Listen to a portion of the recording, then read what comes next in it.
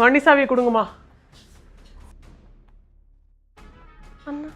பாத்தீங்களா பாத்தீங்களா உங்க பொண்ண ஒரு பையன் கூட வந்து நிக்கிறா. எவ்வளவு தைரியம் வந்தா எங்க வீட்டு பொண்ணை நீ கூப்பிட்டு வந்திருப்ப. உள்ள போடி, உள்ள போன்னு சொன்ன. ஏய், இதுக்கப்புறம் அவ கூட உன்னை பார்த்தேன் வெட்டி போட்டுருவேன். போ பூமர். ஏன் அதித்தி இப்படி பண்ணிட்டு இருக்க? உங்க அண்ணனை பத்தி தெரிஞ்சோ எங்களை கஷ்டப்படுத்தனே இப்படி பண்றியா?